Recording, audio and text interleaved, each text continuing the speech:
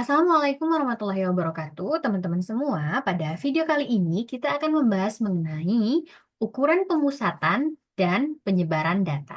Apa itu ukuran pemusatan dan penyebaran data? Kita lihat sama-sama ya. Nah, yang pertama, teman-teman, kita bahas dulu apa itu ukuran pemusatan data. Oke? Ukuran pemusatan data adalah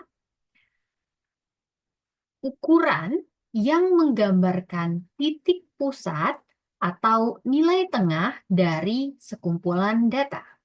Ya, ini memberikan gambaran umum tentang di mana atau sebagian besar nilai itu berada itu di mana, gitu ya.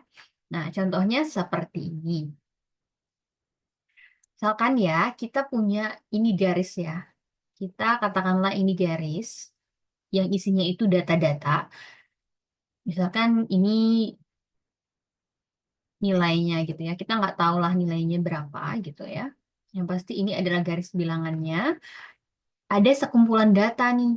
Kalau misalnya ini ini sekumpulan data ya, kita katakanlah sekumpulan datanya itu warna hmm, warna hijau gitu ya. Ini sekumpulan datanya nih ya teman-teman. Kita nggak tahu datanya berapa, tapi ini adalah titik-titik datanya. Nah, ukuran pemusatan itu akan berfungsi yang akan menggambarkan di mana sih data itu ngumpul gitu ya. Kalau dari sini misalkan datanya itu ngumpulnya itu di kira-kira nih ya teman-teman. Misalkan di sini nih ngumpulnya. Nah, nanti itu bisa ketahuan dengan kita menghitung ukuran pemusatannya. Ataukah kira-kira di sekitar sini nih nanti datanya itu mengumpul gitu ya teman-teman. Nah, kemudian kita lanjut lagi. Hmm, Contoh ukuran pemusatan itu yang seperti apa sih, ya? Atau gini deh, maksudnya kalau kita mau tahu titik pusat data kita itu ada di mana, apa saja yang harus kita hitung dari datanya, gitu ya? Nah, yang harus kita hitung itu yang pertama adalah mean atau rata-rata. Definisinya, nilai rata-rata itu adalah jumlah seluruh data dibagi dengan jumlah data, gitu ya. Nah, misalkan gini ya teman-teman, jumlah seluruh data, katakanlah datanya itu ada, kalian jangan bingung, jumlah seluruh data dibagi dengan jumlah data. Jumlah seluruh data itu yang bagaimana sih, gitu ya. Jumlah data itu yang bagaimana, gitu. Kalian jangan bingung ya, teman-teman. Jadi gini, kalau misalnya jumlah seluruh data, jumlah seluruh data gitu ya. Itu maksudnya gini. Misalkan ini ada data 72, misalkan ya data, kita nggak tahu data apa saja, terserah gitu ya. 60 gitu, kemudian 84, katakanlah 79 gitu, kemudian 79, kemudian 90 misalkan. Nah, jumlah seluruh datanya itu yang mana, teman-teman? Jumlah seluruh datanya itu adalah ketika 72 ditambah dengan 60 ditambah dengan kita jumlahkan seluruhnya gitu ya. Ini kita jumlahkan ditambah 72 ditambah 60 ditambah 84 ditambah 79 ditambah 79 ditambah dengan 90. Eh, Itu disebut dengan jumlah seluruh data. Jumlah data itu yang mana nih gitu. Nah, jumlah data itu adalah kita hitung teman-teman, data kita itu ada berapa banyak sih gitu ya. Nah, ini satu, dua. Kalian kelihatan nggak ya yang warna kuning? Kita ganti aja pulpennya. Ini satu, dua, tiga, empat, lima, enam gitu. Jadi jumlah datanya itu ada 6, kemudian jumlah seluruh datanya artinya jumlah seluruh data ini dijumlahkan. Gitu ya teman-teman, kalian jangan bingung lagi. Kemudian yang kedua itu adalah median. Median ini definisinya adalah nilai tengah dari data yang sudah diurutkan gitu ya. Nilai tengah dari data yang sudah diurutkan. Jadi kalau misalnya kita punya ini ya, contohnya kita pakai data ini saja teman-teman. Misalkan kita punya data nih. Datanya itu seperti ini, 72, 60, 84, 79, 79, 90. Nah, kalau kalian mau cari nilai tengah mediannya, yang harus kalian highlight adalah datanya itu harus sudah diurutkan terlebih dahulu, teman-teman, ya. Jadi, ini harus diurutkan dulu nih, supaya kalian tahu nilai tengahnya itu di mana, gitu ya. Kita urutkan dulu nih, 80, kemudian 72, gitu. 79, 79, 84, dan 90, teman-teman. Nah, sekarang kita lihat nih nilai tengahnya gitu ya. Nah, nilai tengahnya itu di sini ya, teman-teman. Ini 2. Oke, 2 udah. Berarti kan nilai tengahnya itu di sini ya, 79 ya. Biasanya kalau misalnya datanya itu genap, kita ambil yang di tengah-tengah sini. Nah, walaupun ini ada 2, kita jumlahkan dibagi 2 gitu ya. Nah, karena datanya ini sama, 79, mau kita jumlahkan, mau kita bagi 2 juga hasilnya juga tetap 79 gitu ya, teman-teman. Nah, duh, tulisannya bagus sekali. Nah, 79. Sehingga nanti kita dapat nih median dari data ini adalah 79 gitu ya. Kemudian modus nih, modus ini adalah nilai yang paling sering muncul. Nah, modus ini bisa kita lihat di sini, bahkan tanpa dihitung-hitung ya teman-teman, nilai yang paling sering muncul yang mana sih yang paling banyak? 60-nya munculnya sekali, 72 sekali, 79-nya ada 2 kali nih, baru 84 sekali dan 90 sekali. Artinya modusnya itu adalah 79 gitu ya teman-teman. Oke, kemudian untuk jumlah seluruh datanya, kalian hitung aja dulu jumlah ini 72, 60, 84, 79, 79, dan 90. Gitu ya teman-teman. Oke, sekarang kita lanjut lagi. Nah, sekarang kita lanjut lagi ke ukuran penyebaran ya. Ukuran penyebaran itu apa sih gitu ya? Kalau misalnya kalian masih bingung gitu ya, ukuran penyebaran itu yang seperti apa? Atau kenapa sih fungsinya ukuran penyebaran itu untuk apa? Nah, sekarang kita bahas. Ukuran penyebaran data itu menggambarkan seberapa tersebarnya atau atau bervariasinya data kita gitu ya dari pusat datanya. Nah, ini penting untuk memahami keragaman atau variasi datanya. Jadi kalau misalnya tadi ya teman-teman, kita punya garis bilangan ya. Kita punya garis bilangan, kemudian anggaplah ini data-datanya, eh, angka-angkanya gitu. Kalau tadi pemusatan kan dia terpusat gini ya. Kita lihat dulu. Kalau ukuran pemusatan dia terpusat gini ya, kita akan lihat di datanya itu memusat di mana. Kalau di sini lihat ini 79, berarti kan paling banyak itu 79 gitu. Antara itu gitu ya. Nah, kalau misalnya data penyebaran ini teman-teman, nanti itu kita bisa lihat datanya itu menyebar di mana gitu ya. Bisa misalkan ini datanya gitu ya. Nah, dari ukuran penyebaran itu nanti kita bisa tahu nih data yang paling kecilnya itu data yang paling kecil gitu ya itu yang mana sih? Yang paling kecil itu di angka berapa? Yang paling besar itu di mana gitu ya? Variasi datanya itu bagaimana? Intinya kalau misalnya dari garis bilangan itu dia itu menyebarnya kemana? Itu ya teman-teman. Nah, oke sekarang pertanyaan selanjutnya gitu ya. Untuk mengetahui di mana sih data-data kita ini tersebar, kita itu hitungnya apa sih? Kita mau menghitung apa saja ya? Atau ukurannya itu bisa diukur dengan ukuran apa gitu ya? Nah, kita bahas dulu nih teman-teman. Ukuran penyebaran ada beberapa, yaitu pertama adalah range, range atau jangkauan teman-teman. Nah, range atau jangkauan ini adalah selisih antara nilai maksimum dan nilai minimum gitu. Misalkan tadi ya kita punya data 76, 76, 6 berapa sih datanya? 60, kemudian 79, 79, 84, dan 90 ya. Oke, oke, 72, 60, 72, oke, 76-nya nggak ada ya teman-teman. Ini 72, 72, 60, 79, 79, 84, dan 90. Kalau jangkauan itu nanti selisih antara nilai maksimum dan nilai minimum ya.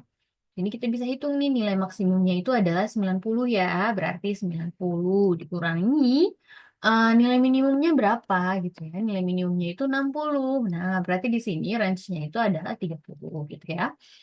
Kemudian simpangan rata-rata itu adalah rata-rata dari selisih absolut tiap data terhadap rata-rata. Nah, selisih absolut gitu ya, kemudian rata-rata. Eh di sini aja, misalkan dari definisi ini kita buat rumusnya ya, berarti itu rata-rata 1/n, n itu banyaknya data ya teman-teman, dari, jadi jumlah ya teman-teman, dari selisih absolut tiap data terhadap rata-rata. Nah, kalau absolut itu berarti mutlak maksudnya ya teman-teman. Nah, ini absolutnya udah, rata-ratanya berarti dijumlahkan, dibagi udah gitu ya. Tiap data terhadap rata-rata. Nah, misalkan datanya itu X1 dikurangi rata-ratanya. Rata-ratanya itu kalau dalam statistika X bar ya teman-teman. Nah, ini adalah rumus dari simpangan rata-ratanya teman-teman. Misalkan ini I gitu, ini XI. I-nya itu dari 1 sampai N gitu ya. Oke, nanti kita lihat contohnya, kita kerjakan soalnya supaya kalian ngerti ya teman-teman. Kemudian selanjutnya ukuran penyebaran itu adalah varians. Varians itu apa? Varians itu adalah rata-rata dari kuadrat selisih data terhadap rata-rata gitu ya. Nanti kita contohkan varians seperti apa. Kemudian simpangan baku atau standar deviasi itu adalah akar dari varians. Jadi kalau misalnya nanti kita dapat nih nilai variansnya itu 81 misalkan. Nah, simpangan bakunya itu nanti adalah akar dari 81 itu gitu, atau sama dengan 9 gitu ya teman-teman, mengenai ukuran pemusatan dan ukuran penyebaran. Sekarang kita masuk ke contoh soal ya. Oke, contoh soalnya seperti ini. Nilai ujian bahasa Indonesia dari 6 siswa adalah sebagai berikut, yaitu 65, 70, 70, 75, 80, dan 90 gitu. Hitunglah, pertanyaannya itu adalah hitunglah yang pertama ukuran pemusatan, apa saja, yaitu means, median, dan modus. Kemudian yang kedua, hitunglah ukuran penyebarannya gitu, yaitu range, variance, dan simpangan baku. Oke. Sekarang kita jawab dulu ya teman-teman. Oke, kita jawab dulu. Hmm, Nah, kita jawab dulu nih. Pertama rata-rata ya dari datanya gitu. Datanya itu adalah ini kebetulan nilainya sudah urut ya teman-teman. Lihat ini dari yang terkecil sampai yang terbesar. 65, 70, 70, 75, 80, 90 gitu ya. Jadi kita tidak perlu mengurutkan lagi. Kalau misalnya nanti kalian dapat soalnya itu belum terurut, nah kalian harus urutkan dulu teman-teman ya. Oke, sekarang kita akan hitung nilai rata-ratanya. Makanya nilai rata-rata itu adalah jumlah seluruh data dibagi jumlah data ya. Oke, kita buat dulu. Ini adalah mensnya.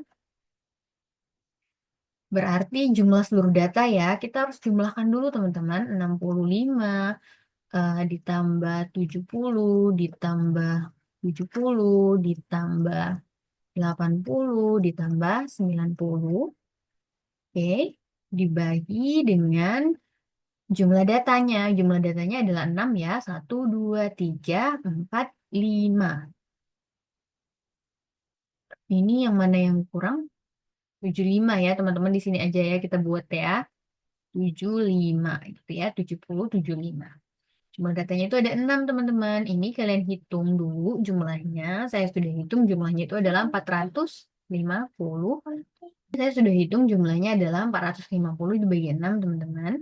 Nah, jawabannya itu adalah 75 gitu ya. Ini adalah untuk mensnya. Kemudian mediannya ya, median. Nah, median ini karena dia mau nilai tengah, urutannya itu wajib ya teman-teman. Kalau kalian lupa mengurutkan ya kita nggak tahu nih sebenarnya nilai tengahnya itu gimana gitu ya. Ya, 65, 70, kemudian 75, 80, dan 90. Kalau saya sih ya di sini ya saya tarik dua, caranya tuh gini. Kalian boleh ikutin, boleh juga enggak. Nah, ini ya kalau saya mau cari nilai tengahnya, nilainya itu berapa sih genap? Kalau genap, iya dia pasti nanti di tengah-tengahnya itu genap juga ya teman-teman. Ini 2, udah saya tarik 2 di awal, kemudian saya tarik 2 lagi di akhir. Nah, ini nanti dapat yang tengahnya. Inilah nilai tengahnya gitu ya, mediannya ya teman-teman.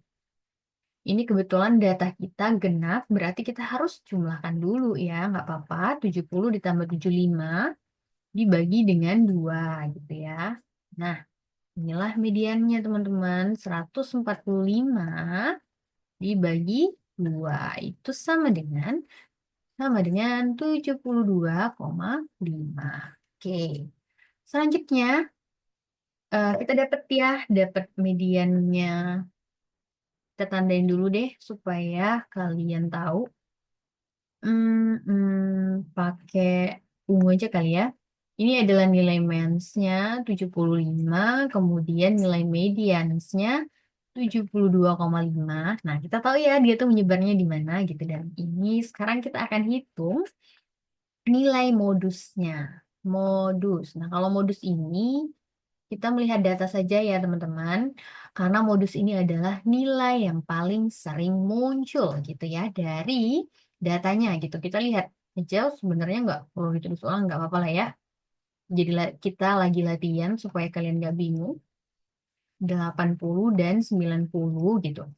Data yang paling sering muncul yang mana gitu. Dari sini kita lihat ya, data yang sering muncul itu adalah 70 teman-teman, sehingga kita langsung aja nilai modusnya itu adalah 70. Karena kenapa? Karena nilai 70 itu muncul sebanyak 2 kali gitu ya. Oke, nah sekarang kita lihat nih teman-teman dari nilai mains, nilai medians, dan nilai modus yang sudah kita dapatkan nih teman-teman. Kita lihat nih sebenarnya datanya itu menyebar di gitu ya. Ya, di 70, bukan menyebar, salah. Nah, dari MEMS, Medians, dan Modus sebenarnya datanya itu memusat gitu ya di 70, di 70, 75, dan 72,5. Jadi di sekitar nilai ini datanya itu memusat. Gitu ya, teman-teman. Oke, next. Jadi di sini ada nilai ujian bahasa Indonesia dari 6 siswa. Nilainya adalah 65, 70, 70, 75, 80, dan 90 gitu ya. Nah, yang diminta adalah hitunglah range-nya, kemudian simpangan simpangan rata-ratanya juga, variansnya juga, simpangan bakunya juga. Itu ya. Oke, sekarang kita mulai aja. Pertama gitu ya, dari data ini ya teman-teman. Dari data ini, 65, 70, 70, 75, 80, dan 90 ini, kita hitung dulu yang pertama adalah range-nya. Oke? Range-nya itu adalah nilai maksimum dikurang dengan nilai minimum gitu ya.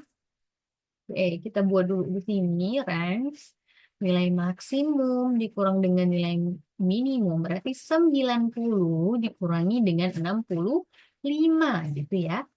Kita buat dulu di sini 90 dikurangi 65 sama dengan 25. Ini adalah range-nya. Kemudian yang kedua, simpangan rata-rata, teman-teman. Nah, oke. Ini adalah simpangan rata-rata. Kita buat dulu rumus dari simpangan rata-rata ya.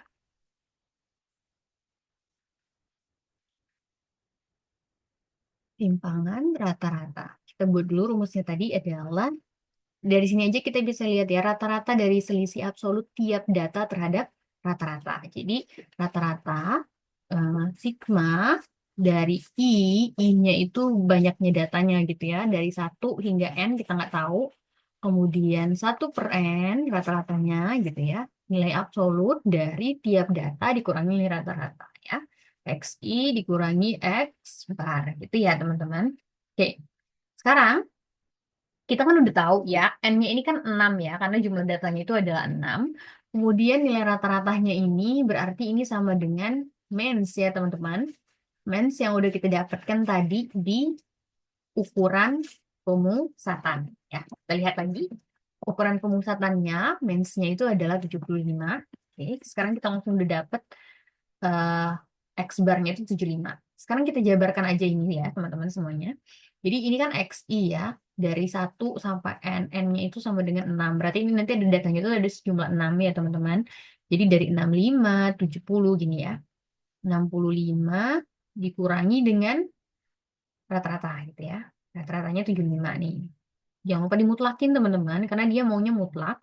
Kemudian 70 dikurangi dengan 75, mutlak. Dimutlakin lagi, 70 dikurangi 75. Kemudian 75, ini 7 ya. Kalian tulisan saya jelek, jangan sampai kalian bingung. 75 dikurangi dengan 75. Oke, dimutlakan. Absolutnya itu sangat penting sekali. Kalau kalian lupa, ya nanti bingung gitu ya. Oke, sekarang kita buat lagi. Berarti 80 dikurangi dengan 75. Kemudian 90 dikurangi dengan 75 gitu ya. Nah, oke, 65 dikurangi dengan 75 itu kan sebenarnya min 10 ya, karena dia mutlak. Berarti yang harus kalian pahami dari tanda mutlak ini artinya adalah mau eh, selisihnya itu selalu positif gitu ya. Mau dia negatif nanti pengurangan ini, pokoknya hasilnya itu selalu positif. Selisihnya gitu ya, tapi yang positif. Yang kita tulis hanya yang positif saja walaupun minus gitu. Kemudian, oke. Sekarang kita langsung kurangin aja. 65 dikurangi 75 itu sama dengan minus 10 kan ya, kalau nggak ada absolut. Karena ini ada nilai mutlaknya dan nilai absolutnya. Berarti ini 10, ini 5 ya, 70 dikurangi 75, kemudian 70 dikurangi 75 ini juga 5, ini 0. Kemudian 80 dikurangi 75 itu 5, 90 dikurangi 75 itu sama dengan 15. Nah, ini semuanya itu kita jumlahkan ya dari 10, 5, 5, 0, 5, 15 kita jumlahkan, kita bagi dengan 6. Itulah simpangan rata-ratanya gitu. Oke, kita mulai aja di sini ya teman-teman. Supaya kita sambung gitu. Tulisan saya sangat besar-besar sekali. Oke, berarti ini sama dengan 10 gitu. 10 ditambah 5 ditambah 5 ditambah 0 ditambah 5 ditambah dengan 15 dan kita bagi dia dengan N gitu ya, sama dengan 6 nih. Oke, 10, 20, 25, 30, 40. Berarti ini adalah 40 dibagi 6 teman-teman. 40 dibagi 6 itu sama dengan 6,67. Nah, begitu cara mencari nilai simpangan rata-rata. Oke, sekarang coba kita tandain dulu hasilnya. Karena ini adalah hasil range-nya 25 kita dapat. Kemudian simpangan rata-ratanya 6,67. Selanjutnya, teman-teman, kita mau cari apa lagi nih untuk ukuran penyebarannya? Kita cari variansnya dulu ya. Varians itu adalah rata-rata dari kuadrat selisih tiap data terhadap rata-rata. Nah, berarti ada kaitannya ya teman-teman, varians dengan simpangan rata-rata nih. Kalau misalnya rata-rata tadi selisih absolut dengan tiap rata-ratanya aja, ini ya kita dapat datanya 10, 5, 5 gitu ya, 0, 5, dan 15.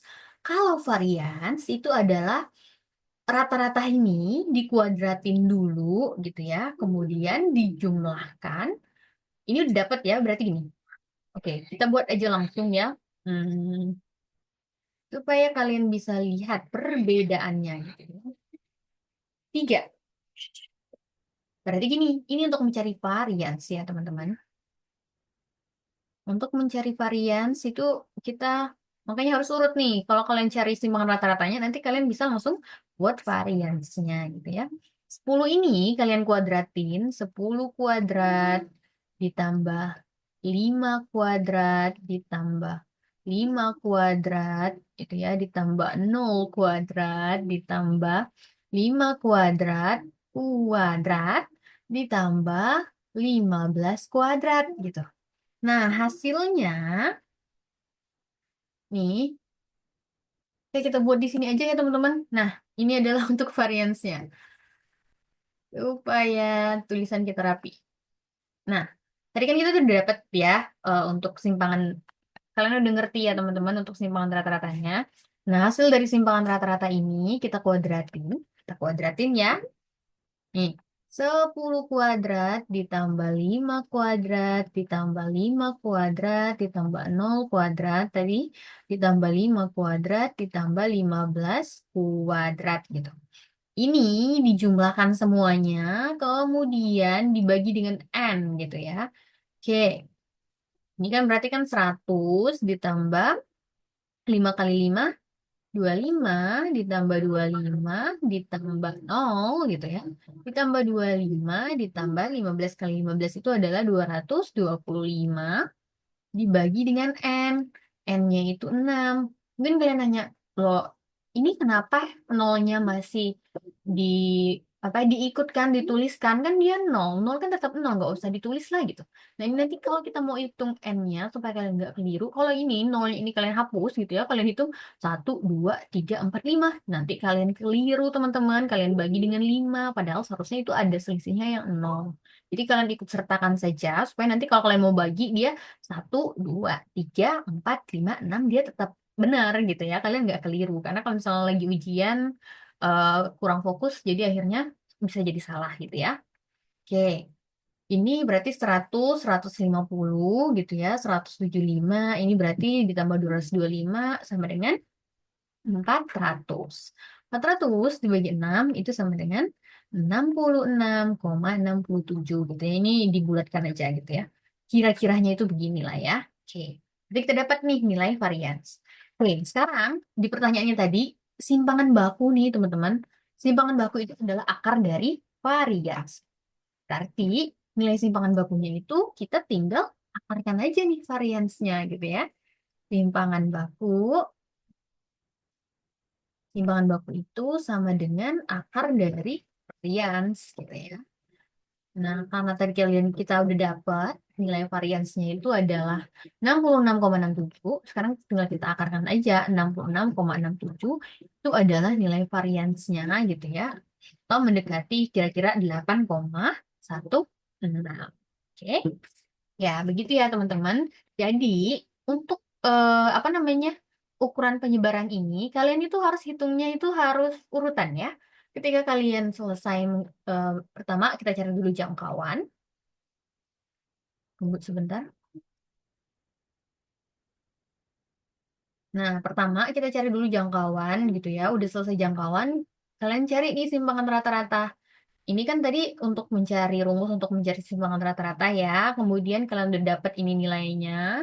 Sampai akhirnya ini dapat simpangan rata-ratanya itu 6,67.